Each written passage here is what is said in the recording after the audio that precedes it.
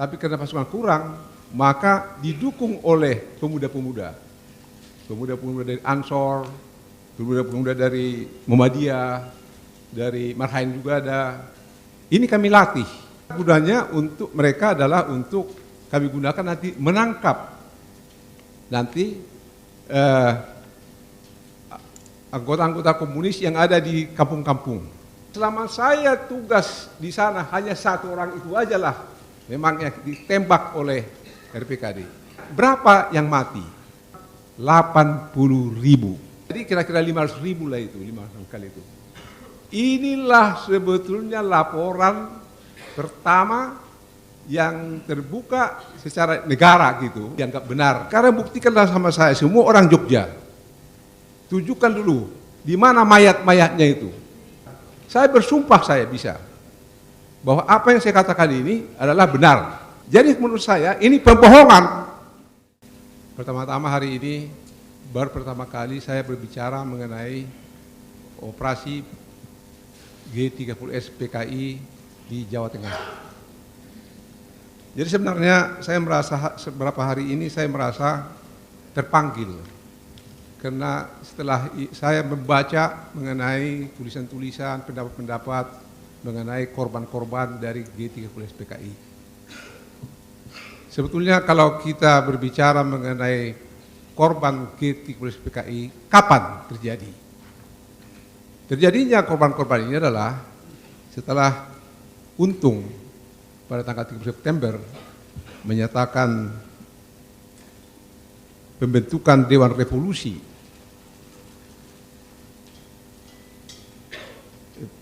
di radio, maka sebenarnya ini adalah suatu peristiwa besar karena seorang letnan kolonel sebagai komandan batalion mengambil alih negara dengan menurunkan pangkat dari jenderal sesuai dengan pangkatnya, jadi jenderal kolonel. Kebetulan saya waktu itu saya persiapkan untuk terjun ke Kalimantan Utara. Sebetulnya 5 hari lagi saya sudah terjun ke Kalimantan Utara. Karena tim pertama Pak Kentot kira-kira 2 minggu sebelumnya sudah terjun di Kalimantan Utara dan pesawatnya jatuh. Dengan adanya pengumuman dari Untung, maka satuan yang paling siap di RPKD itu adalah pasukan saya karena mau berangkat ke Kalimantan Utara, sehingga Pak Saur perintahkan pasukan ini siap tempur, tidak jadi lagi Kalimantan Utara, maka kalian siap untuk bergerak di Jakarta. Hari itu kita dengarkan di radio mengenai pengumuman dari Dewan Revolusi, maka kira-kira jam 11 saya dapat perintah itu selesaikan itu RRI. Saya tunggu, akhirnya jam 1 kita berangkat ke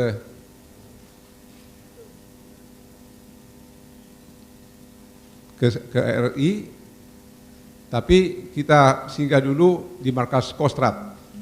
Baru jam 6 malam saya melakukan perebutan RRI. Tadinya Pak Tanjung berkata saya, Sintong, hancurkan itu RRI. Tapi waktu mau berangkat, beliau meralat, jangan hancurkan, itu rebut aja. Bawalah ke sana Brigjen Ibnu Subroto sebagai kepala Pusat Penerangan Angkatan Darat untuk beliau memberikan membaca pidato Pak Harto. Jelas itu setelah kita rebut itu pada kira-kira jam 7, maka saya dengan beliau di situ, mulai beliau berbicara membacakan pidato Pak Harto, di mana bahwa tentara telah mengambil alih dari gerakan, waktu itu belum G30S PKI namanya, jadi dari Dewan Revolusi. Diambil alih. Apa sebetulnya yang terjadi? Setelah diumumkan Dewan Revolusi Nasional itu daerah yang pertama menanggap itu adalah daerah Jawa Tengah. Jawa Tengah mendengarkan, sehingga waktu itu di Jawa Tengah asisten intelijennya mengambil alih kekuasaan dari panglimanya, Majen Suryo Sumpeno. Ditangkap Majen Sumpeno, baru dia melarikan diri lagi. Jadi Kolonel Suherman ini mengambil alih dan juga membunuh dan rem 72 Kolonel Katamso dan wakilnya, dan juga menyatakan Jawa Tengah siap untuk mendukung Dewan Revolusi Daerah. Jadi sudah bersambut di Jawa Tengah, sehingga memang suasana yang paling gawat adalah di Jawa Tengah.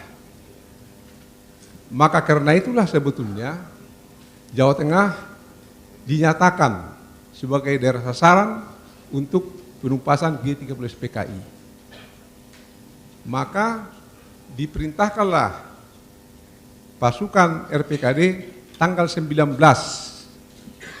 Oktober. Nah, sekarang masalahnya tanggal 1 sampai tanggal 9 Oktober itu bukan tanggung jawab RPKD. Karena begitu tanggal 1 itu dinyatakan Dewan Revolusi itu, sudah banyak gerakan-gerakan di Jawa Tengah yang dilakukan oleh komunis PKI kepada mereka-mereka yang anti komunis. Setelah itu, maka RPKD perintah ke Jawa Tengah, kita masuk ke Jawa Tengah, mengambil alih Jawa Tengah.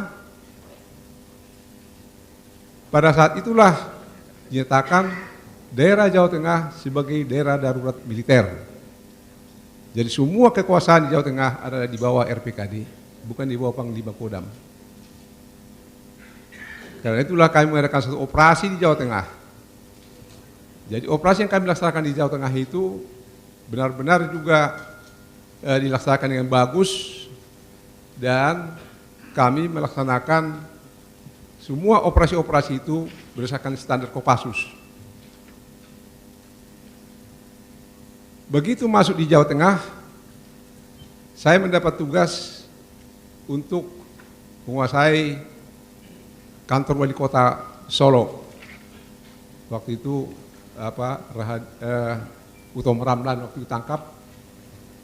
Pada saat saya berada di sana, ini nanti kami bicara bersama korban-korban. Saya dapat laporan bahwa di Bengawan Solo ada mayat-mayat Pak, bergeletakan, dibilang gitu. Jadi saya berangkat ke sana dengan satuan saya, itu dekat Palur. Setelah kami lihat di bawah, itu memang banyak mayat, jumlahnya 19 orang.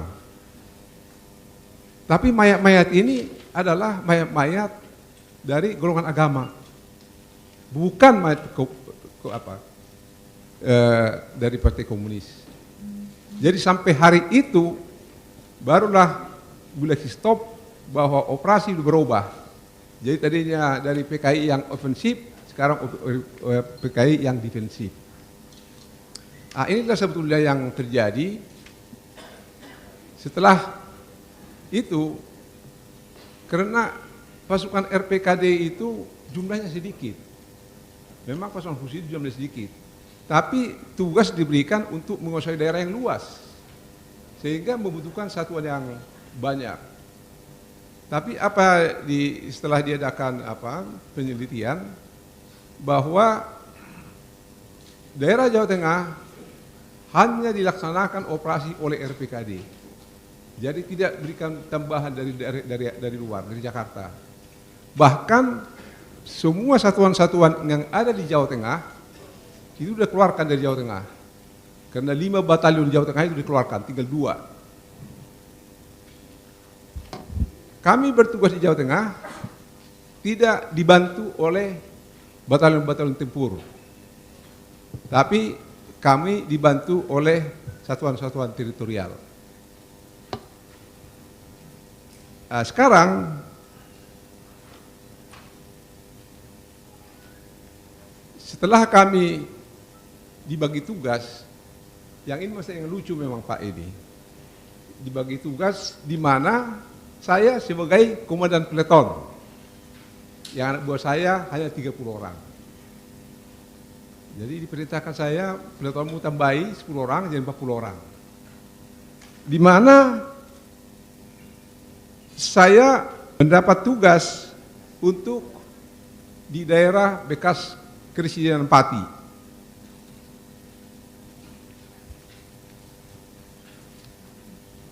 Saya menduduki kota Pati, Demak, Kudus, Jepara, dan Rembang.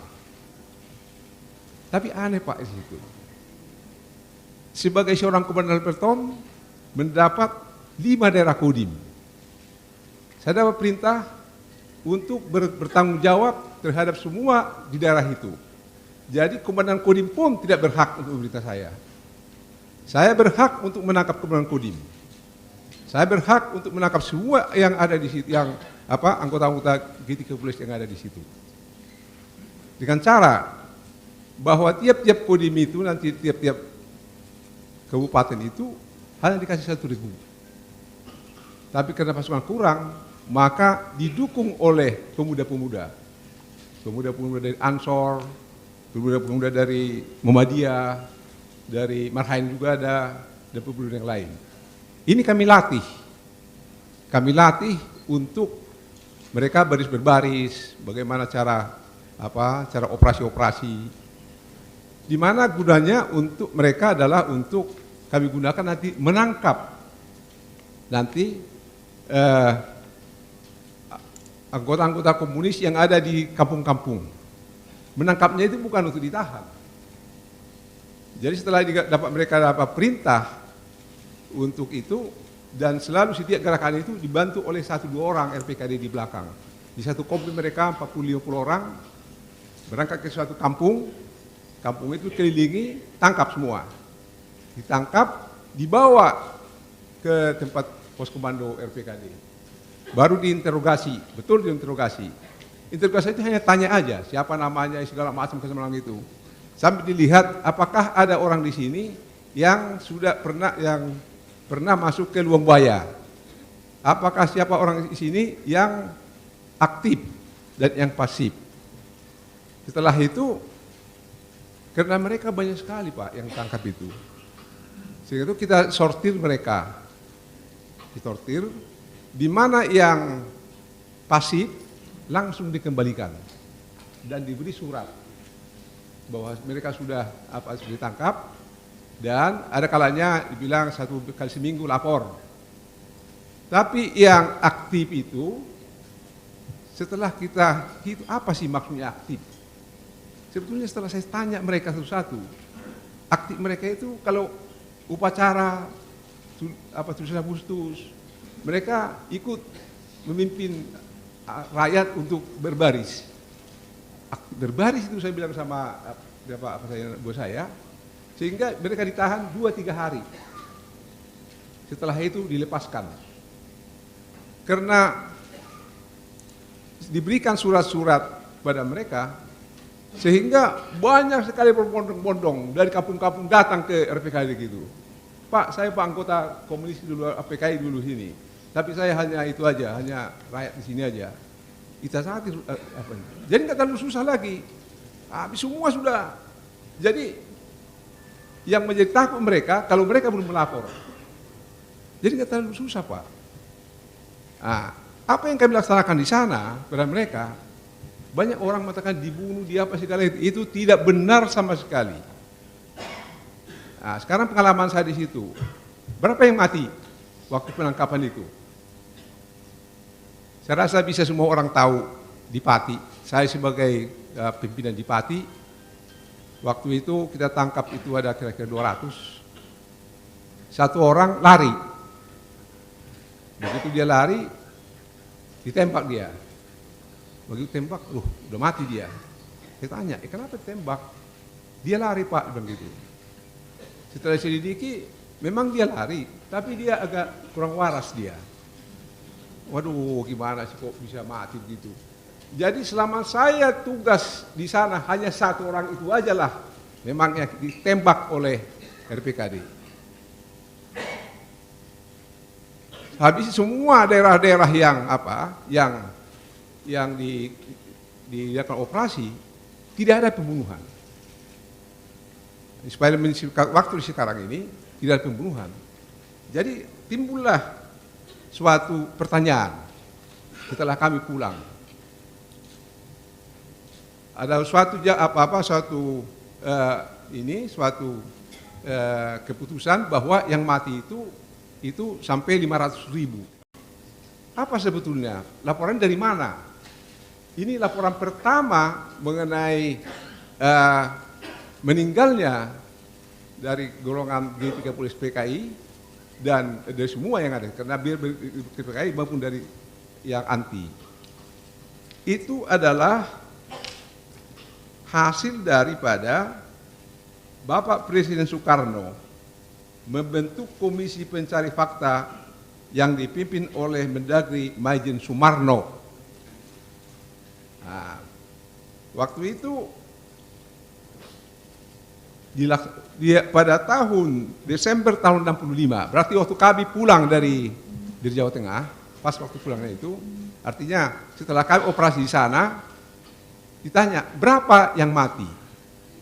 Jadi tim pencari fakta itu yang dipimpin oleh Pak Marno, Maijen Sumarno, mengatakan 80.000. Habis itu Bung Karno tanya kepada Wicutat,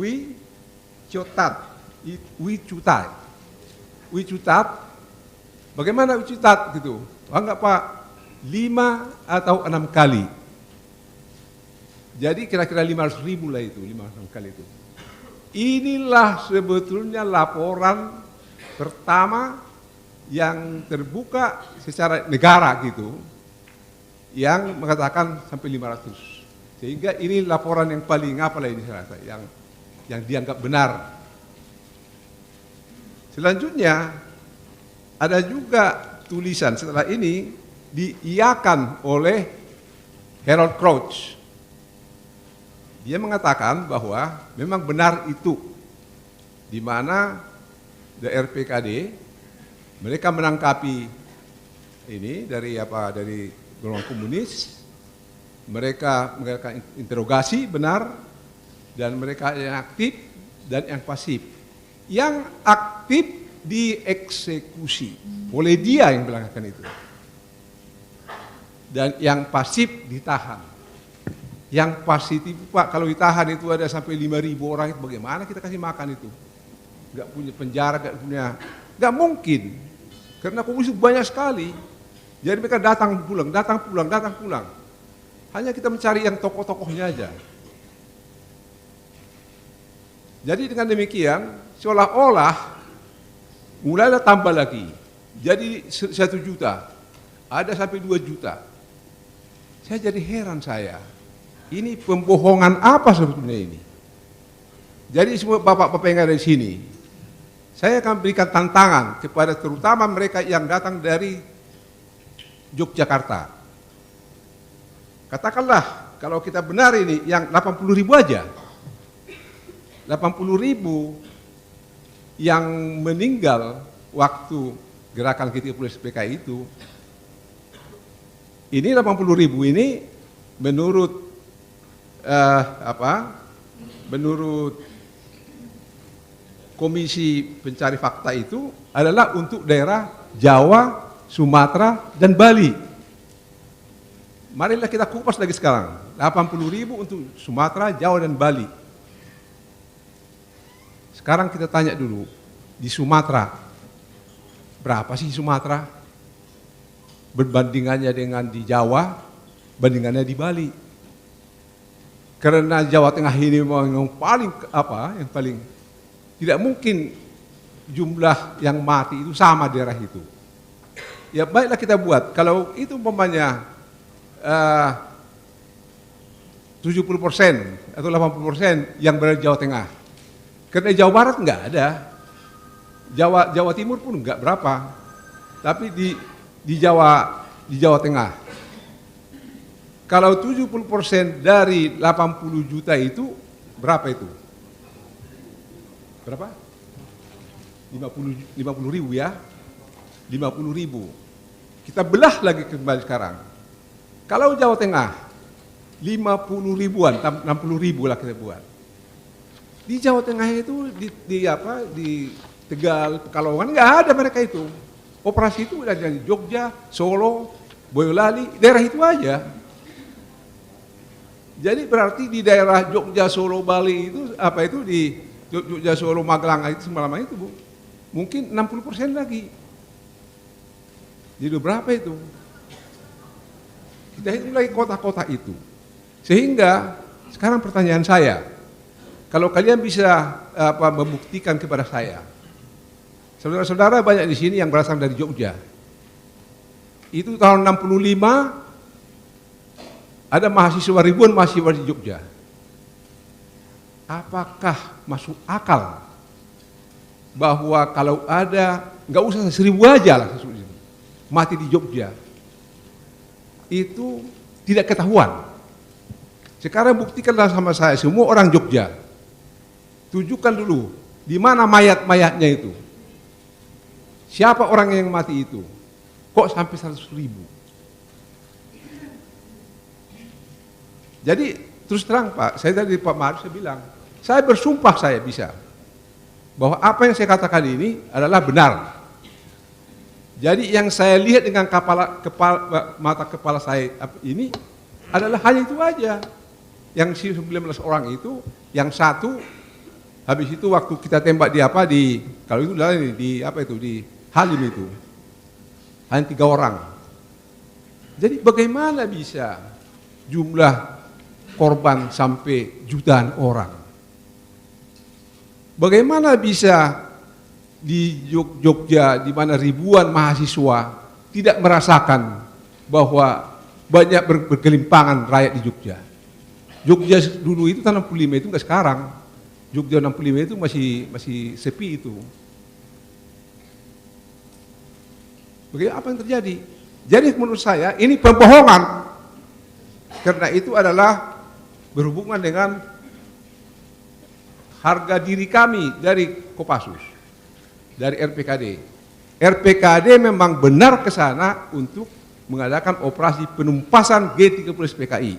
Jelas itu, tidak salah lagi itu. Tapi ada satu lagi, RPKD harus melindungi masyarakat yang ada di Jawa Tengah, apakah PKI atau tidak. Jadi tanyalah dulu lah, mungkin sekarang banyak yang banyak anggota rakyat yang PKI dulu itu senang oleh kami, begitu kami masuk pada mereka, begitu dicatat namanya, selesai. Jadi sekarang saya lihat ini laporan-laporannya itu begitu banyak.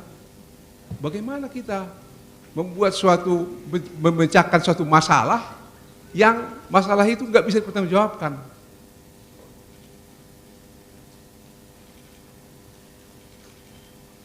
Apa yang kita dengar dari laporan-laporan ini, sampai hari ini belum pernah dipanggil ditanya dari RPKD.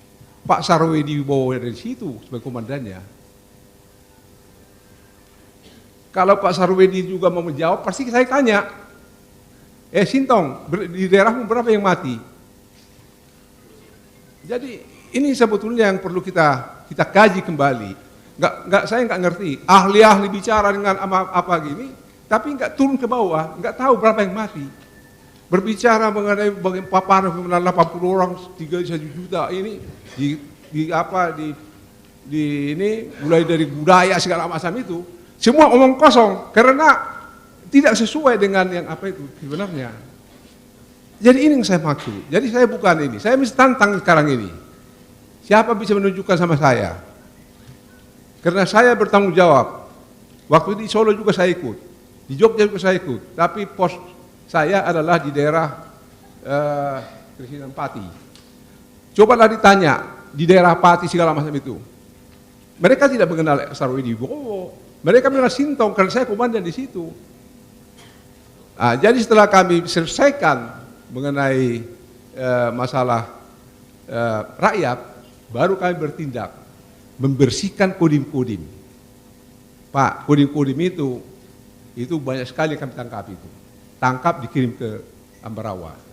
Satu-satu kami masuk kodim Pati, terus kita masuk, minta semua kodim kumpul, panggil nama, 1, 2, 3, 4, 5, masuk mobil, berangkat. Jadi sebetulnya kami nggak melihat kesukaran. nggak ada perlawanan. Sekarang tanya, berapa orang yang meninggal dari tentara? Nggak ada. Begitu kita begitu penuh dari tentara-tentara Kodam yang di Jambarawa, nggak ada yang meninggal. Jadi inilah sebetulnya yang saya minta. Jadi sekarang pikir ulang lagi, kembalilah, tinjau lagi, kembalilah. Yang mengatakan 80.000 orang pun bagi saya keberatan. Kenapa? Karena ini ditanya kepada kepada Maijen, siapa namanya itu? Sumarno. Maijen Sumarno itu termasuk juga dengan hormat Pak Bung Karno, adalah mereka yang tidak senang terhadap gerakan kami. Setelah itu tanya lagi Wicutat. Wicutat itu adalah, ya jelas, dia bilang 5-6 kali. Jadi ini laporan-laporan semua itu, laporan-laporan yang berseberangan dengan yang bertugas di sana, sehingga tidak mewakili. Maaf lah ya, yang di sini yang ada mungkin ikut segala macam dari komunis dan anti komunis gitu, yang dapat kesulitan, kesukaran. Tapi saya berbicara mengenai fakta bahwa